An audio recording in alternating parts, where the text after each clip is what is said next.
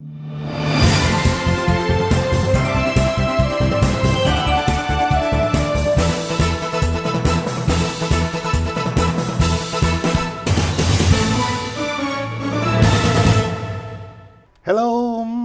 good morning, my dear audiences. Welcome to the East-West Show with Jack Zhao, a lovely host. I believe I'm loved everywhere. Absolutely. Okay. Thank you very much. Absolutely. And today we're talking about the big news. And of course, on this global earth, every single day, a president of a certain country meet with another president of another country. But to me, at this show, at this East-West show, I believe that there is no news bigger than this. The news being, President of China, Mr. Xi Jinping, is visiting the United States, whereby he's going to meet with President of the United States, Donald Trump. So that's the big news. The big news being that the U.S. and China, the two big countries, are supposed to do something. So today, in discussing about the visit, I have invited a special invitation this long, sent to my two dearest friends, Mr. Drexel Smith, an energy specialist, a political commentator, and proud Rotarian who just came back from his India trip where he helped with the Indian people with water. Welcome, Drexel, to the show. It's great to be here as always. Thank you, sir. Thank you, Jack. All right. And next to him is my good friend, Ken Hemming, my brother. Sometimes I look at him with a way feeling kind of avuncular kind of relationship, right? I call him everything I could, and I ask him for all troubles I have. That's true. A Mr. brother, Ken maybe Hemming. a different mother. Yeah, brother, different mother, we are okay, brothers. something. Yeah. All right. Anyway, Mr. Ken Hemming, CPA for life, an author and a philosopher. And Ken, welcome to the show. When I can be seen in public with Drexel, yourself, and look at your viewers, my life is beautiful. Thank you very much. Thank you very much. What's more important, on the December day of the year 2015, they were both recognized as the EDI VIPs on the G&E TV show. Each of them got a plaque with the honor, with a name as political commentator. So We appreciate it, congratulations again to you. Very appreciative. Okay, very good. Thank you. Thank you, sir. Yes, we do understand that there are visits every single day. Why this visit is so big, it is so important, why doesn't it make me even excited? Can you help me answering that, please? Why should you be excited? Mm-hmm. Why should I not be? Well, I think it's a new day. And we talked on your show several weeks ago, and my message to you about the new President Trump, be patient, give it time. I said words like, he's a businessman and a negotiator, so recognize that his thinking needs to go beyond the word you hear today. He's much more strategic in his thought. Okay. In terms of next week, it's enormously important because I think it's testimony of the U.S. president's view of how important the relationship with China is. And I footnote that with our Secretary of State's recent visit just a few days ago in China to set the stage for these discussions. And maybe equally important is the fact that our Secretary of State, for the first time, has chosen not to go to a NATO meeting, but will stay and be part of the discussions with the Chinese president. All right. So this is just another indication over how important the ongoing relationship is between the U.S. and China. Good, very good. And your comment, sir, please? Well, one, I'd like to highlight that if Hillary had won the election, the president of China would not be coming to America. And so I'm so thrilled that President Trump is reaching out and establishing this relationship. And I'm an excitable man, okay? I was excited when Richard Nixon went to China way back in the 60s, and Henry Kissinger snuck over there before. So I think this is a new beginning, just like Drexel indicated, and I'm excited. There are so many opportunities for peaceful, pleasant coexistence that are mutually beneficial, one of those friendships with benefit relationships that we could have. And I'm praying for that. I hope for it. I love the Chinese people and our people equally. Thank you very much. Thank you very much. To both of you, that a few days ago, I had an interview with a younger people, whereby I mentioned about the World War II, when Chinese and Americans were helping each other. And of course, to their age, they do not recall, they were not even born yet. But to you, at your age, you might have that in your mind as a memory. How do you recall the history of the United States and the China relationship in terms of difficult times, please? Well, you know, what I'd say, number one, is America right now is failing miserably in teaching history in our school system, okay, for our country and relationships with other countries. And I understand what happened in China very well with the Japanese invasion, and some of our flyers too then flew over to China, up and down the China coast, and crash landed in there after we bombed Japan. Oh yeah, Tokyo bombing. Yeah, yes, right. Yes. That was really, really big. And those guys are my heroes. General Doolittle, are you kidding me? Spectacular. So, you know, and the Chinese people there helped our people that, you know. The farmers.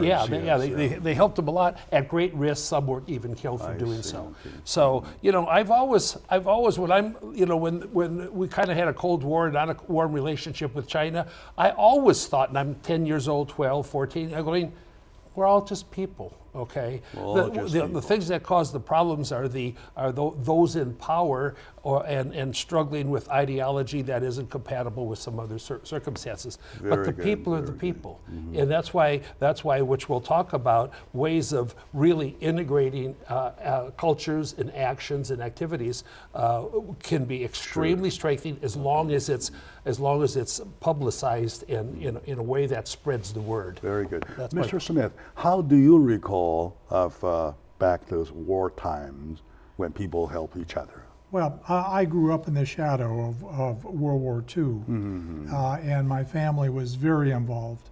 A father, a naval officer, and my mother made maps for the Coast Guard for the war effort.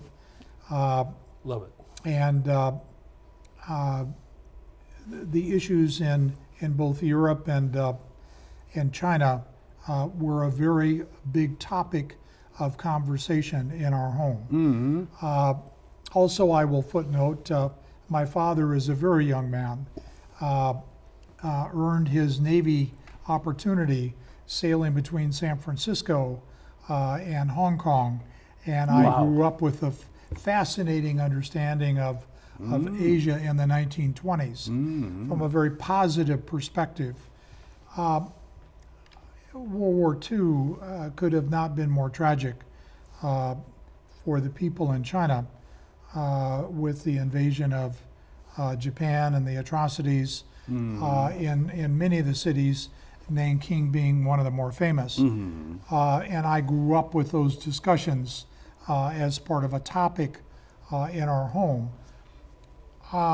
So yes, I'm very sensitive to the important relationship that China and the U.S. had during the 1930s and 40s. Yes, all right. And thank you for that. Also, thank you for the info about a glorious family with a tradition. Personal knowledge. Thank you for sharing that. And my dear audience, today we really want to touch base with the people. I mean the people of China, the people of the United States, to look back into history that we have been in a very close time during war times. And there is a proverb saying, friend in need, a friend indeed, right? And I would say, friend of difficult times, a friend of all times. Am I right quoting that, developing that? So, now, you mentioned about Cold War we went through, And after Cold War, due to President Nixon, who broke the ice, so became, well, the tie became tighter and tighter and tighter.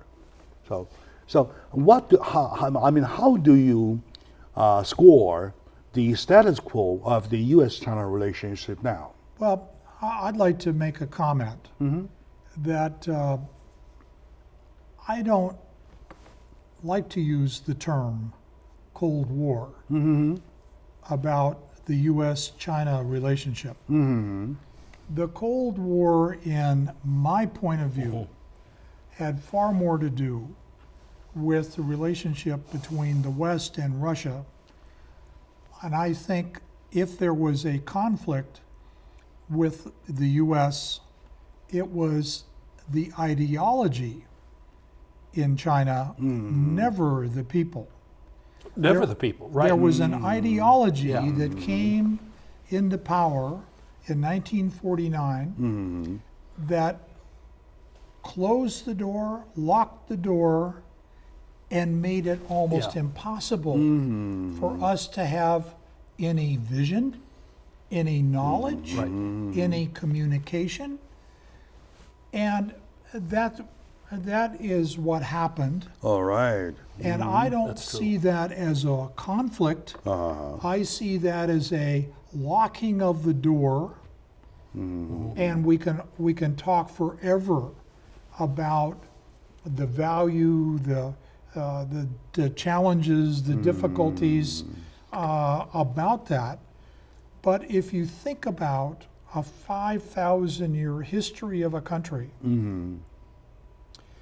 that had a belief that for at least the last several hundred years was being taken advantage by other people. Oh, you're right. You're right. Okay? That for the government to say, we're going to take a time out, we're going to close the door, we're going to get ourselves together. It's understood.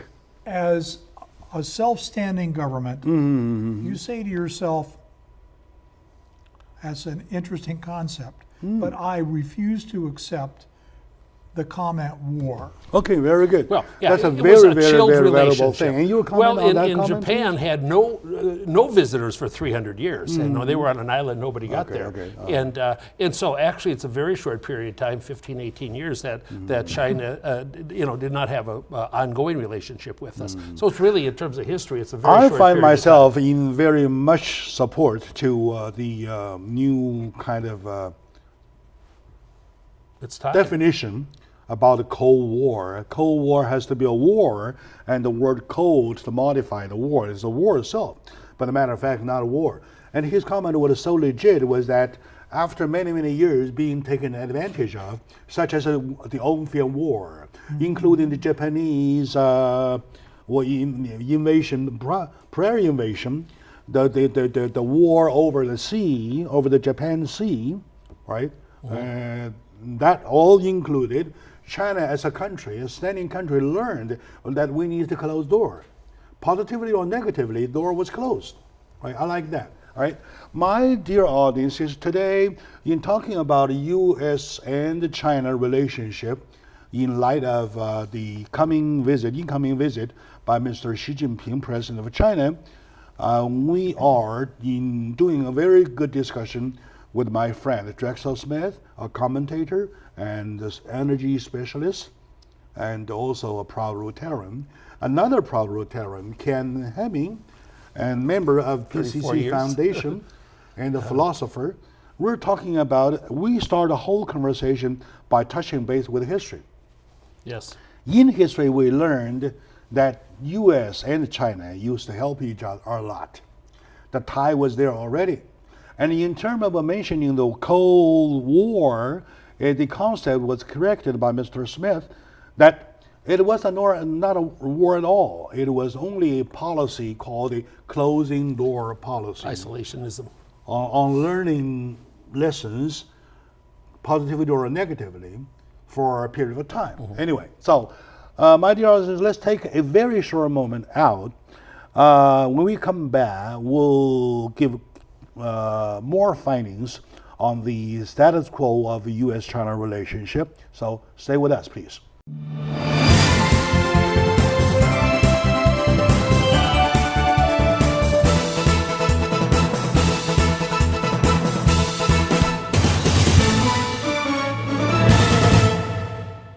Hello, my dear friend, my dear fellow Americans. Welcome back to the show. Jack Zhao is hosting the East-West show with lots of pride.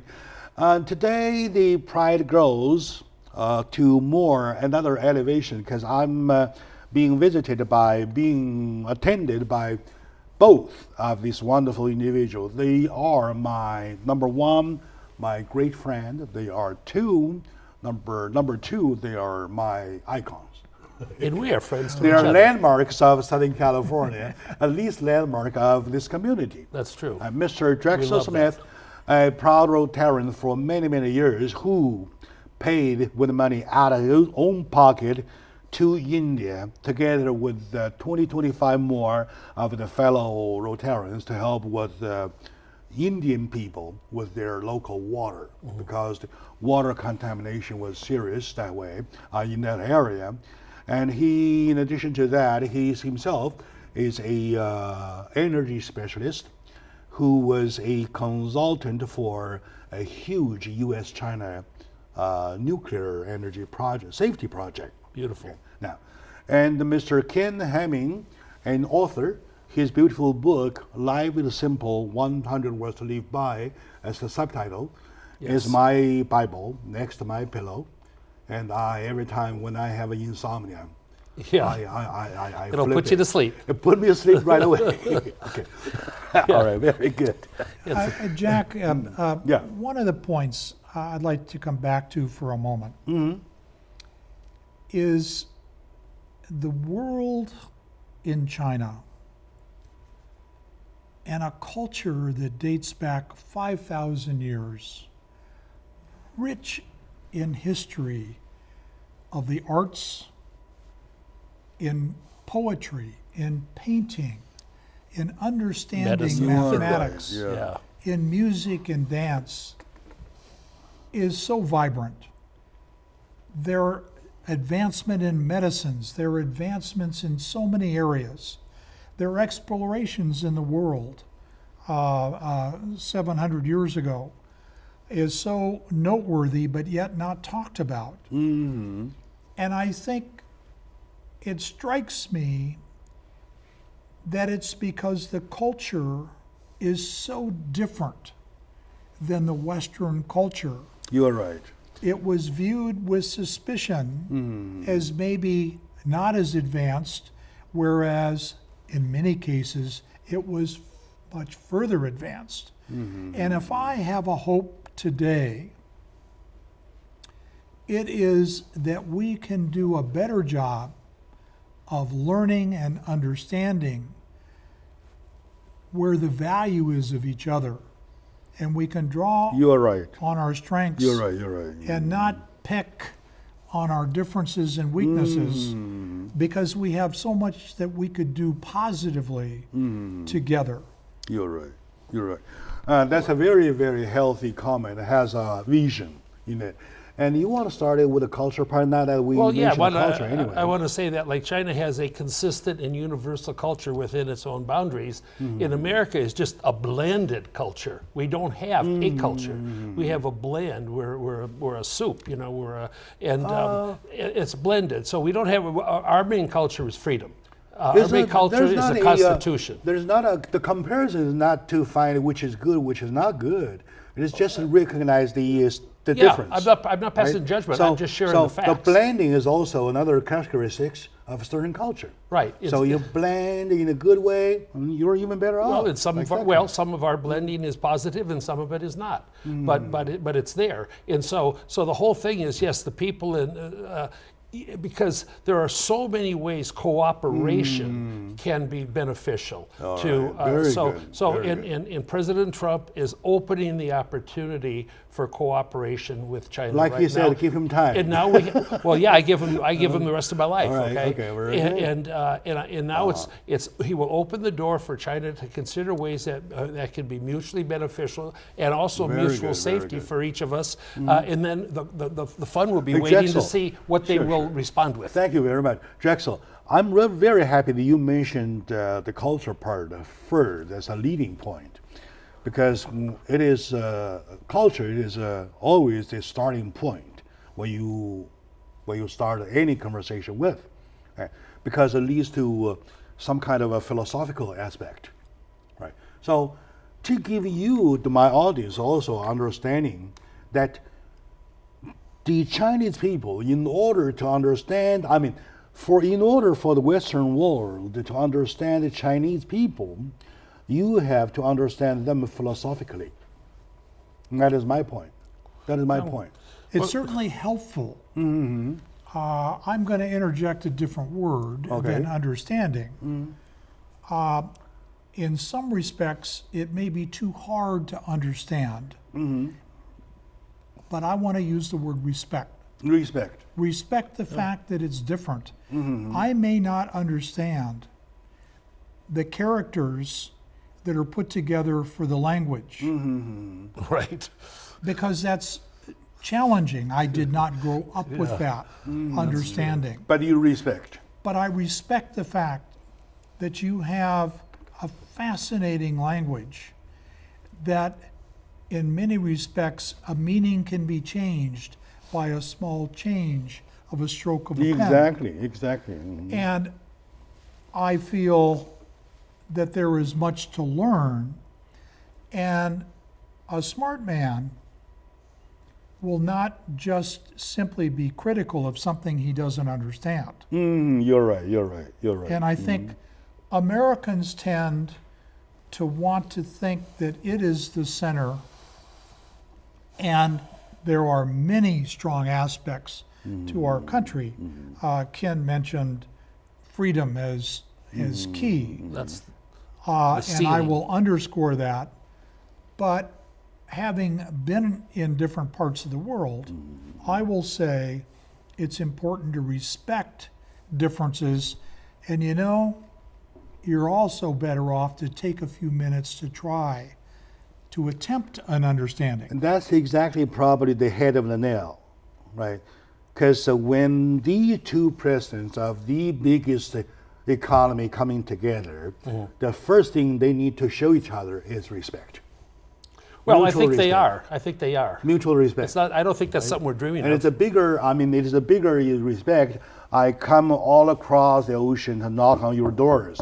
Hey, Mr. Ken Hamming, I'm here to visit you, like that kind. I think that's a given right now. That's One of the big problems that I see to succeed deeply in this endeavor is China sort of has a more unified population by either willingness or unwillingness, but they're more unified. In America right now, we're very divided with some bad things happening on some parts of our segments of our society. And so it's hard. There's some people that in America that just hate everything that may be positive or that's getting done. And to get them on board to want to enhance the relationship with China is going to be tough. I would rather take his take, that because despite of the fact that you are divided, we're united, or who is more united, we're talking about people, the people.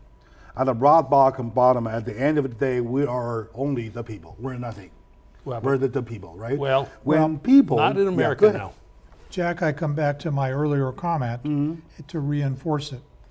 I am hopeful because I see that President Trump has opened the door. I think the testimony of the level of importance is having a Secretary of State stay giving home up on going to NATO meetings, to carry on and to recognize how important these discussions are, I think is vitally evident here. I'm just hopeful that the word respect will be the predominant word. Well, Because I feel very, very passionate that is the most operative word that's important, and in many respects, often to one that's missing from the discussion. I'd like to insert my thought, okay? Respect is fine, but I think there's another word more operatively important and critical, and that is Donald Trump is a deal maker and he's a compromiser. And we have to have compromise on both sides, so I hope China opens its mind to compromise also. Okay. Because otherwise... And respect to be added with a compromise, do you think that it could be the equation? Well, I want compromise also is a very important word. I want to think through that critical. word a little bit, because in some circles, compromise can be viewed as negative, that you're giving something up. I take it as a positive term. It is. That I'm willing to be open and listen. I come back to China has a 5,000-year history of being excellent traders. Oh yeah. Oh, okay. Yeah. Take the silk, take the tea, right? Okay. It is an underlying tremendous skill, and I also credit our president with having good skills as a negotiator. But I think more important, he comes with, and I'm going to stay on the word respect. He comes with respect for the Chinese, for what they've accomplished throughout history. And I think he recognizes that there are some areas of differences that we need to discuss. And he's willing to be open for those discussions. Very good. I just want to emphasize one thing also. Respect must be earned. Okay, it can't be just thrown out, without substantive purpose. And it is also a tool. But anyway, for everybody, it's got to be earned. All right, very good. It's not an entitlement. And it looks that we found a key word, respect. In between U.S. and China, I get snuffed on. in terms of talking about the relationship, especially on the internet, they say LTR, long-term relationship. LTR, you know benefits. that word, right? The long-term relationship, you're talking about you want to show your respect. Respect the party of the party is, and then you receive their respect, and then it goes on, and you enter into a positive cycle. Other than that, you're not. Our former President Ronald Reagan made popular the idea, let's focus on and work on the 80% of the things that we agree on. Sure. Okay. And let's don't spend all of our time focusing on the small percent of things that we don't agree on, because you can't accomplish anything. Okay, anyway. And that notion, I think, is very appropriate for these discussions.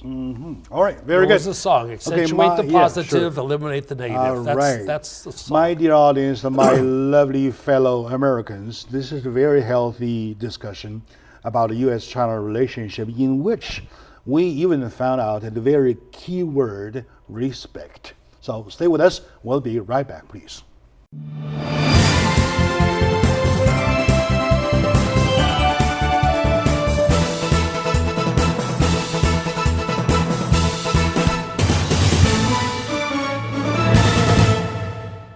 Hello, my dear audience, lovely ladies and gentlemen. Welcome back to the East-West Show. Jack Chow on the East-West Show.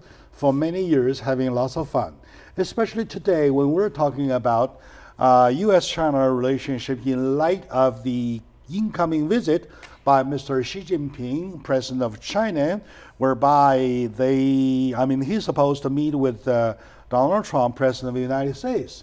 Quote from him, a businessman, a negotiator who needs some more time to be recognized, and we're taking our time.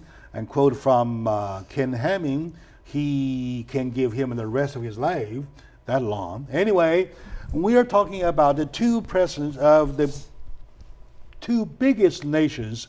When they come together, there must be something important to be discussed. How important? The Secretary of State of the United States has given up the meeting of NATO to be there, to be with Donald Trump, to be with Xi Jinping. That's how important that is. So, together, my good friend Drexel Smith an energy specialist, an internationalist, I call him, a proud Rotarian, and has given us a keyword, respect, as the keyword for the LTR between US and China. And Cam tried to add another word which is compromise to it, that I agree, that, and I mean, if we put LTR, respect for LTR, added with the ability to compromise. With the compromise, and probably that makes a good equation. Meet in the middle. All right, good. And I know, sir, you both are in certain different areas of your own expertise. So, putting together all the thoughts, though, which are those areas, like you said, that concentrate, we shall concentrate to find common grounds with areas that we can agree upon. So, what are those areas? I'll start with Drexel, please. Well, I think the first area that is worthy of discussion is the subject of trade, because it's complicated. There's over 1 billion people in China that want to be employed, and they want to do things and manufacture and sell goods and services, and I think that they would like to hope that the United States will be one of their largest trading partners. The other side of the coin is the United States needs to be cautious of its balance of trade and its trading relationships with people. So I think that that is a very critical area that needs to be worked through to make sure that it's a trading relationship that works for both countries. Okay, number one, trading, right? And what areas you find? Well, but in that area of trading, I think, in my opinion, it's only an opinion, that America has been too submissive in the relationships we've had around the world in trading situations. But the other things that come to mind that are so beautiful to cooperate on are like the arts and sports, and you know, the things that are intensively active with citizens, regular citizens from each country, and the more interaction that we have with each other. I mean, we're never going to interact with the Chinese and not like each other, because we're people. We're just people. And so, and then also there's, I think, you know, with the internet world, which I'm not an expert on at all, but, you know, you really can't be isolationist very much with the internet, because stuff, even if there's walls that prevent certain communication from seeping in, it seeps in. And that changes the people too. So I think China's people are changing a little bit. They're more exposed to us. We're getting more exposed to them. And that exposure is so healthy, okay? And they're going to have, you know, more desires for more opportunities to, like Drexel says, get a job and have a life. So, you know, anything that involves interaction with citizens. Area. Yeah, where you have citizens and citizens of each country interacting for a mutual, like, for example, your beautiful organization here sponsors a Chinese American Film Festival, and one of the major concepts of that is coordination, cooperation between China and America's talent in doing films together. That's beautiful. And then the film gets seen by hundreds of thousands or millions of people, and it just builds that beautiful bond. Basically, you're talking about culture and culture exchange. Yeah, right? People to people. People to people, culture exchange. Yeah. What else areas have you found yourself, please, that U.S. and China, and how, I mean, even your... Well, I concur completely with Ken's remarks on the value of the culture exchange.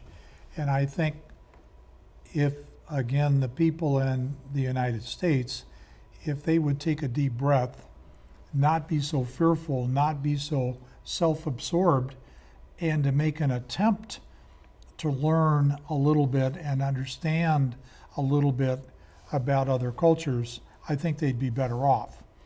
Well, I think the people a lot of the people I know do that. I mean, it doesn't not exist in America, but America, again, we're like an island, so to speak. There, you know, I don't see America as fully self-absorbed, but I do see us as critical for safety on planet Earth. Yeah, sure. I do understand the the importance of cultural exchange, though. And it so happened the other day we were talking about filmmaking, right? In filmmaking, so would that be a good idea if they bring some of the Hollywood films, Hollywood film academies, or even schools to China and to open schools there? And the Chinese come here, open their schools, and by doing so, they do the exchange on the film education level. Could that be some way to go? Well, I think so for sure, but like I personally know several people that live in China and are coming over here for schooling and different development and different arts and different talents. I know some unbelievably talented people that are mainland Chinese people that are enhancing and expanding their experiences and knowledge and education in America, and they go back and forth. I don't know how many of our people are going over there because you got to really. They teach English over there more than we teach China here. Here's more Chinese travel. there, Here's right? more travel than you are. Yeah. Your take? I think the people in China learn English as a requirement today. Right. That's what my point was. Yeah.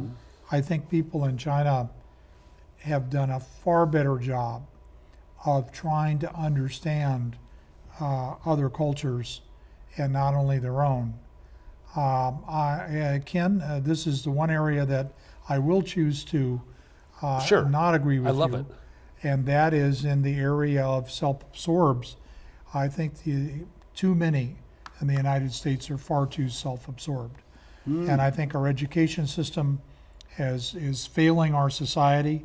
We have 30% of our That's kids true. across the country that can't even get out of high school. And to think that they're going to be interested enough to take an understanding of a complicated language and culture like China, I think is a great leap. Well, I'm sorry that as a nation, I think we're far too self-absorbed. We're far too less patient and willing to reach out as a country. And I think the world, because of transportation, communication, is far too smart today. People travel the world, and we can't be so narrowly minded in our thinking. Well, I'm all for the fact that the last 60 years since War II, the United States has played an international role almost to the detriment On everything. of taking too many things and the idea of Mr. Trump saying, let's do a timeout. Okay. Let's do a timeout. revisit Okay. a lot of these relationships and let's now refocus. I don't want it to be confused with my comment of too many individuals are just self-absorbed in their own world and don't look beyond. okay. Well, I think we your probably comment? have a little difference in the definition of self-absorbed, but we don't need to get into that. We probably have a difference on that. But for example, the breakdown of the family in America, where we don't have moms and dads and that, and we have the creations of all of these ghettos and all of these people with problems, really don't allow you. You need to have a little bit of luxury to be fully absorbed internationally. You need to have stability, and you need to have parents that influence your interest in learning and expanding. So and that, I think, is where I don't think it's something that, well, we don't have to think about it because we're cool, we're America, but I think that we have enough educational problems and family problems that really deny us a lot of that opportunity. On the other hand, the open-mindedness of the Americans people, is that something that Chinese people could learn? They can always exchange, they can always learn from each other. I don't want to suggest for a minute that the United States doesn't have a lot to offer. Of course we do. Of course, yeah. And I would love to hear more from you about your view that Americans, by definition, may be more open-minded. I think that That's freedom. if you look at cultures around the world, there's just so much to learn from others.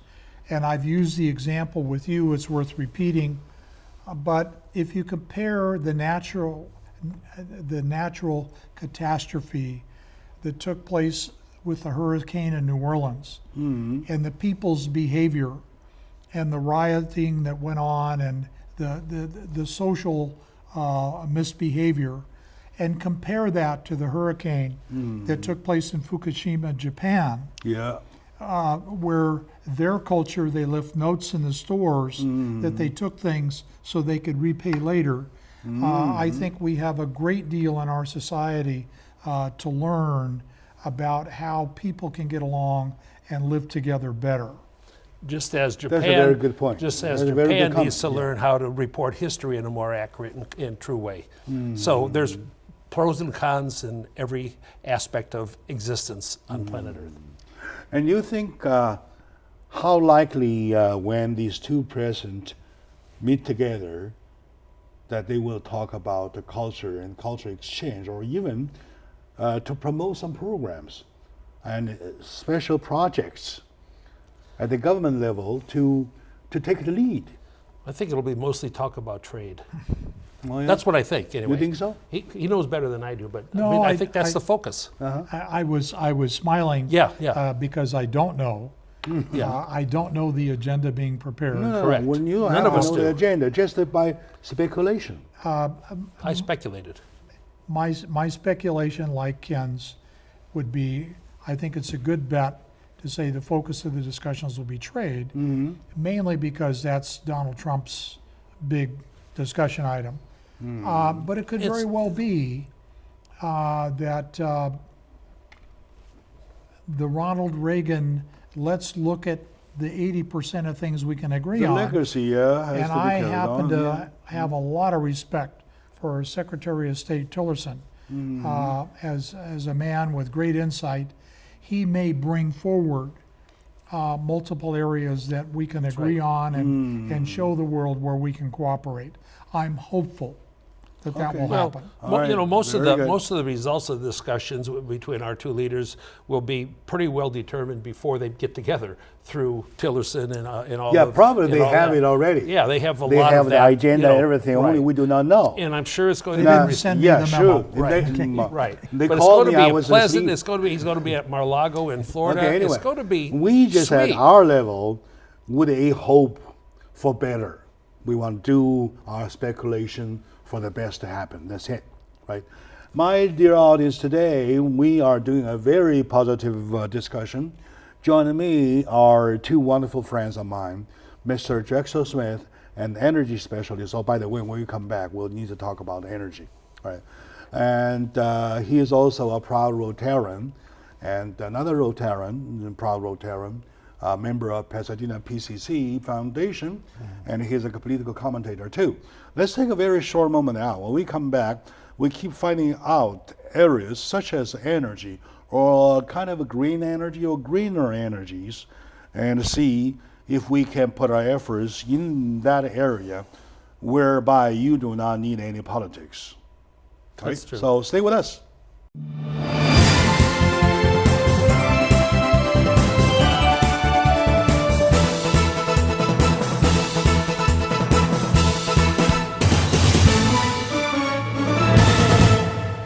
Welcome back to the discussion about the Xi Jinping visit to the United States and about the meeting when Donald Trump, President of the United States, meet with Xi Jinping, President of China.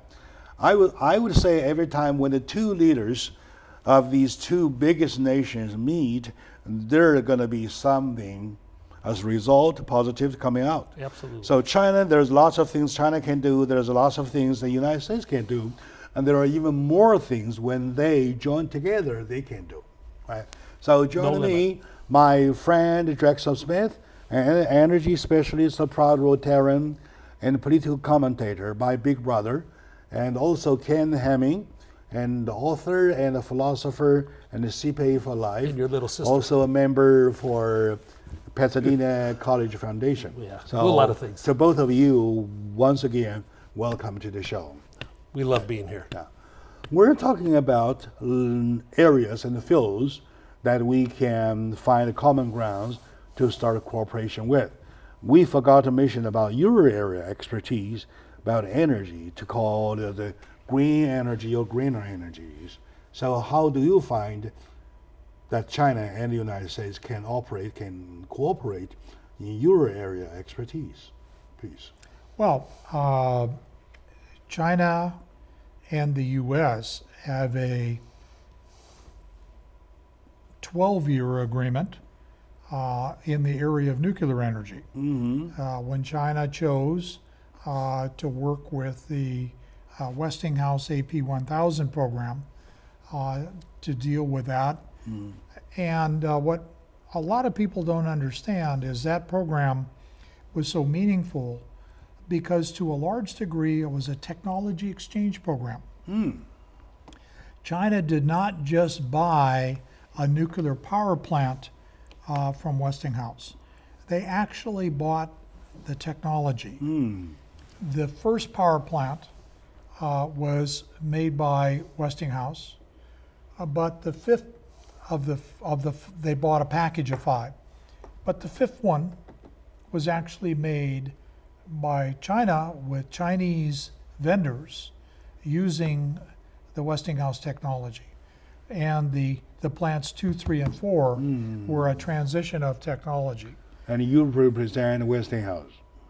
Using the design, the AP1000 design of Westinghouse, which was viewed to be inherently the safest design of any current light water reactor in the world. That's why China was so interested. Now China has taken that basic design and has now created the CAP, meaning China power plant 1400. They have increased the capacity by 4 from 1,000 megawatts to 1,400, and are now beginning to market that around the world. In other words, they absorbed the technology. They absorbed the technology and are now marketing it. Unfortunately, Westinghouse financially didn't do well in that relationship. This week, they're filing for bankruptcy protection. But nonetheless, they're still under a cooperative agreement with China to help further develop and market that important part of energy. So I think that China has made a declaration of complete energy independence, and I believe it's by 2050 they expect to be primarily nuclear power driven in their country with over 50 power plants, primarily of the AP design. So I think that relationship is very, very strong. You know what I'm thinking? China now is strong financially. Why wouldn't China say, hey, here's the money, please do not bankrupt, and we keep buying, and we'll give you the money to reactivate it, and then let's go on. That could be another area of cooperation. It may turn out, part of the wild card in that, Jack, is your international politics, because the Westinghouse Nuclear was acquired by Toshiba in Japan. So it gets very complicated with international relationships. But we'll see how that turns out. Okay, very good. I'm probably wrong on this, and Drexel can correct me, but you know, the gross national product growth in China is diminishing a bit, and so I don't think they're as cash rich as you might think. Oh, there's a lot. There's a lot, but there's still a limit to everything. There's a lot. And of course, we couldn't do these kind of developments in America because it's too... The reducing of the stepping up rate was kind of mandated because the government wants to reduce it, because it was going too fast and is now brought down to a controlled percentage, like 5 to 7%. 5 to 6 or something like that. Something like Instead that. of going 13, that's crazy, right? That our mandate bringing it down under control. That doesn't mean the government is short of money. Well, they do have a real estate boom or bubble over there too. Yeah, sure. So there's a lot of challenges. And there are lots of areas, just like Russia's economy. Yeah, sure. So, such as the Euro area, though, there are money. I mean, Chinese money can't find a good home of doing some better job. The Drexel Consulting Group would welcome Yeah, Drexel Consulting Group came in. Any available money that's looking for a home. Okay, very good. I will give it a good home. home. This show could be aired in China. So you go ahead and let them know what you can do. Yes. We hope so. All right, very good. I will give their money a very good home. Oh, very good. Yeah. And what area do you think, in your field of expertise, that U.S. and China could join hands? Well, if we're talking about the energy area, energy which is / pollution, and so you know, I keep seeing all these films in Beijing of everybody. A lot of people have the thing on their mouth for, you know, purifying the air or something. I'm not an Al Gore person at all. Okay, I have my own thoughts on it. You don't have to be. But I don't have to be. But you know, maybe ways of you know, cooperating on just pollution How about from tax manufacturing. education? Who? Tax education. I I personally find it necessary to enhance on tax education. well, China's tax or our tax? I mean, Chinese tax. Okay, I don't know anything about that actually. Yeah, just the concept, the taxation concept. Well, Yeah. yeah, I don't know. I'm not familiar with the Chinese code. Let them understand the system of China, and let the United States understand the system. No, let the United States understand the system of China, and vice versa. I mean, taxation system. Right, that's fair. Right now, we don't understand our own system because it's just too complicated. And that's a fair statement. I'm a CPA. You know, I know this stuff. You're smiling. Yeah. Well, Why well, I you're mean, we smiling? don't, because that's one of the big issues that we're hopefully going to modify in America. And then if it looks like it works good, and where if you have lower tax rates, you actually end up getting more money for government programs. And the other thing is we have such waste in government programs that when we thin it out, you know, try to purify it with efficiency, it's going to be a different country here, and that's going to help that we can share that process with China. All right, very good. Any comment you want to supplement? Not on the subject of taxes. Okay, no, It's no, the no wrong- more, no more tax. Jack, it's the wrong time of year in our country for that discussion. It's only. Here's my checkbook. I gotta it's write a only check. April Fool's Day. Yeah, we're which only is tomorrow. 17 days away from Right, you're right. Okay, very good. Okay. from sending in our money. Okay, very good. That's right. For that, for probably we can let it rest a little bit, and as American citizen, what do you expect? What do you want to hope that these two presidents will come together to produce for? So I want to give you a closing statement. Please. Well, I'd like to come back to one other point that I don't think was mentioned in the inherent cultural difference of people that I think is important as we look forward. My view of the Chinese people is a very work hard, but always save something attitude. I work hard. Regardless of whether it is a person that works in the field that saves a part of the wheat that they grow, or the rice that they do, or they're the growing middle class.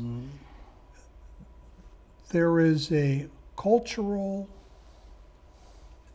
idea that you share and save. And that goes to hospitality, whether you go to someone's home and you always leave a little on your plate, not to finish the last piece of rice. It's a tradition. It is more than a tradition, it's an attitude. And in the US, we have an attitude of, I Finish want it, everything. I need it now, Okay. and I'm going to go into debt to have it now. We have children in their 20s that have assumed enormous debt to get out of school, and yet they get their first job, their first credit card, they go into debt to furnish their home, the same as their parents have. We have raised a generation or two, maybe more, of people that are missing the fundamentals. All right, okay. And I think as our two societies hopefully continue to grow and work together, if there is an area that I think I have hope that we will learn more from China, Okay. it is this area of conservation, spend less, Conservation, as opposed spending less, to and the Chinese learning from rather than Americans leaving on debts. that with a credit card you can have anything you Okay, want. sure. Your closing statement, please. Well, essentially what he's saying makes nice sense and all that, but there is no more charitable country, no more generous people in a country than in America. And people that have little probably give more than people that have more. Mm-hmm. And so I am proud of the sharing and the generosity of the average American. Okay, very good. Well, that's an extremely important point. Those are wonderful statements. We're over time already, but I really like this discussion. To my audience, thank you very much. And to my good friend Drexel Smith and Ken Hamming, here's my salute and appreciation. Thank you. All right, good. Good to be with you. Good to be with you too.